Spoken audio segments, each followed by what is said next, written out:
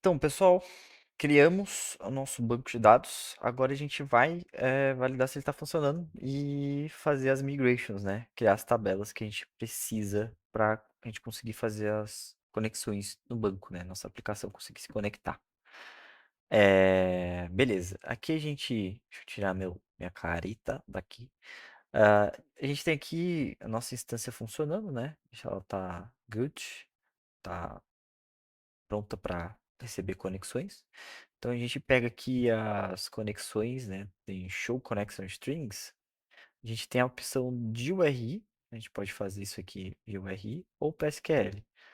Então, se você tiver o PSQL aí na sua máquina, você pode rodar esse comando aqui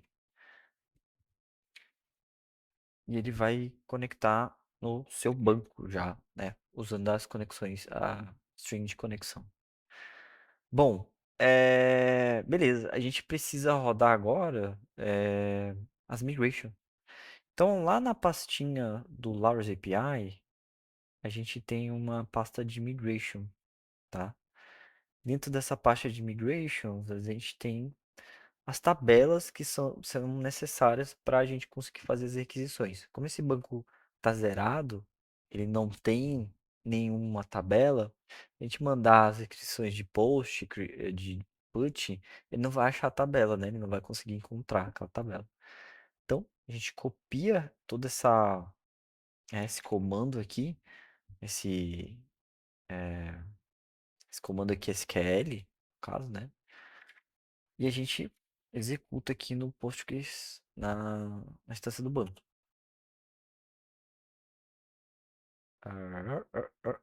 Beleza. A gente precisa criar o Laurels API primeiro. A tabela Laurels e mandar ele.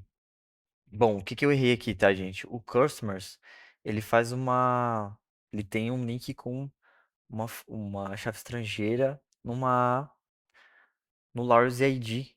Então, por exemplo, eu preciso que essa tabela seja criada para ele fazer essa referência, senão a referência não vai dar certo, né?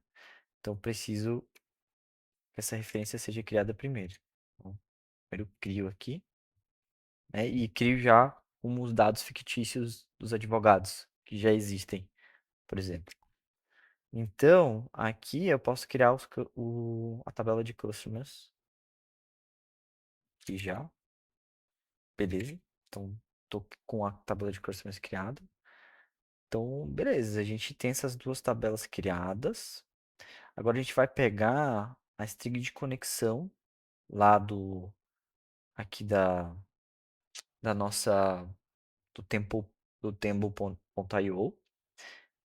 Vamos pegar o hostname, que deve ter mudado de uma instância para outra, provavelmente. E a gente vai botar no K8s aqui, ó, né? Nosso config map, que vai ter o host, né, do tempo.io.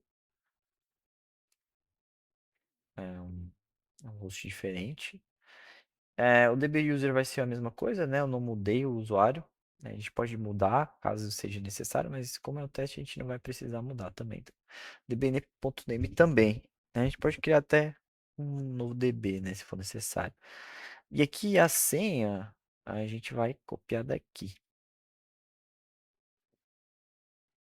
Ah, bom, lembrando mais uma vez, tá, gente, que senha de banco de dados a gente não coloca em config map, tá? Principalmente em plan teste, em texto puro assim, não é interessante. A gente sempre coloca no vault, insere essas secrets em tempo de execução de pipeline, ou a gente coloca essas secrets ali no, dentro do pod, né? Fazendo a integração com um operator de secret vault, alguma coisa assim do gênero. Tá bom? Então, beleza. Então, isso aqui mais por fim didáticos a gente vai fazer e mais fácil, né, de se fazer. E outra também, vocês não vão conseguir usar essa senha aí porque eu vou estar apagando o banco logo em seguida aqui que acabar esse vídeo. Bom, vamos lá, né? A gente atualizou aqui. Então a gente só dá um ctrl apply. Bom, velho, você vê que foi configurado aqui o nosso config map com os novos dados, né, que eu passei para ele do banco. E aqui, o que que a gente vai fazer? Vamos dar um rollout.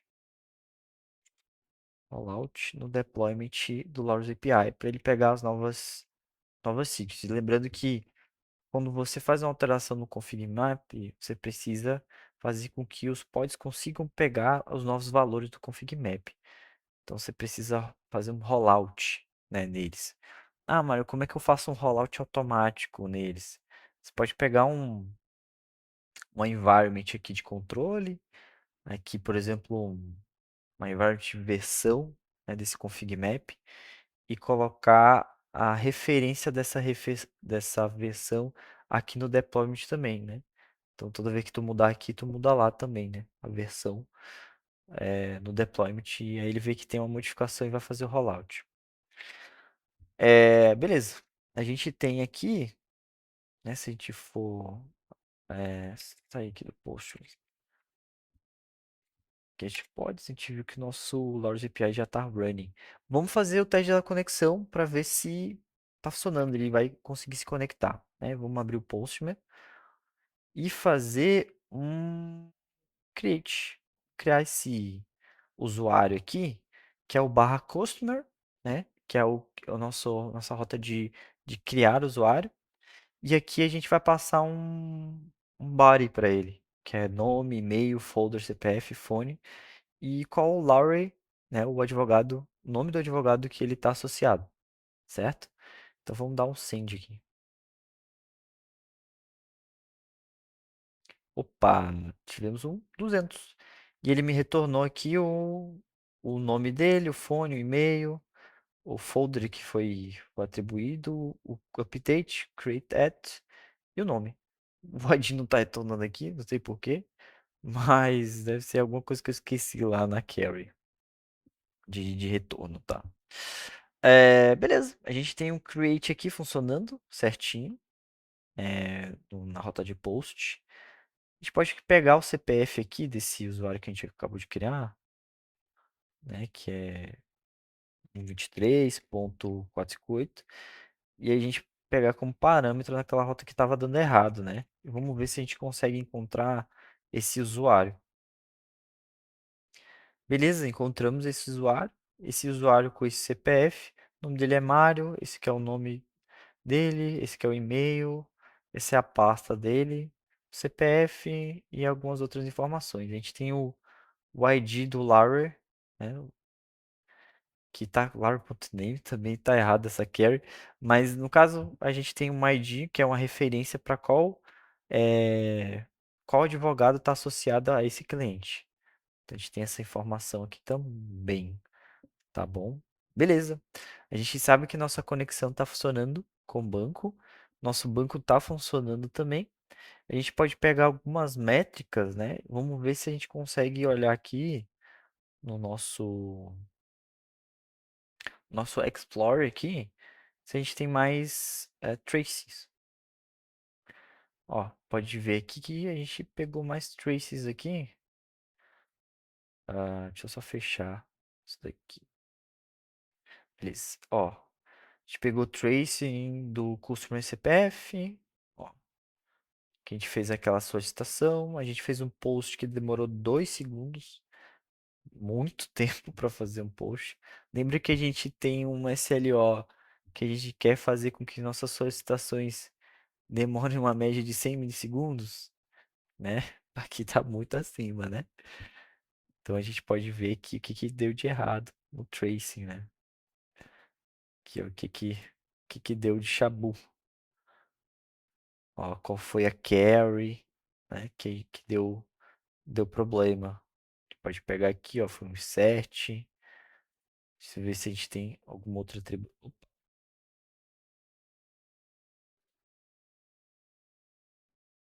Deu um problema aqui no Grafana, aqui no React. Oh, Deus. Deixa eu fechar aqui e abrir de novo.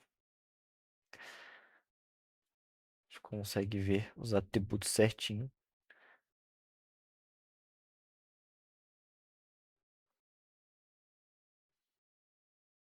Meu Deus, meu Deus.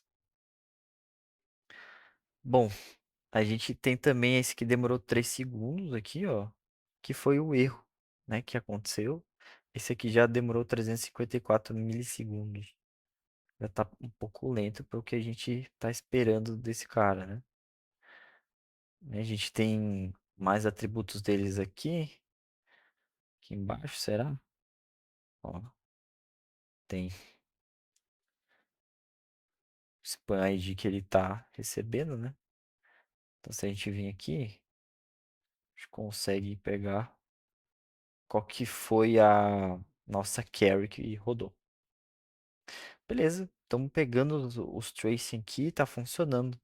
Então, com a nossa integração aqui com a nossa aplicação, fazendo conexão com o banco, a gente já está vendo que temos alguns probleminhas aqui de performance, né? Que a gente pode avaliar e ver o que, que pode ser melhorado. Na próxima aula, a gente vai ver mais um pouquinho do que a gente pode fazer agora com tudo que a gente já tem orquestrado, toda a nossa instrumentação, como que a gente pode criar alertas para coisas que podem acontecer e vamos fazer a nossa instrumentação baseada nos nossos indicativos, indicadores de serviço, nossos indicadores também, nossos objetivos a nível de serviço também, nosso SLI e nosso SLO, no caso, né? Vamos embora, vamos começar a nos estruturar aqui no Grafana.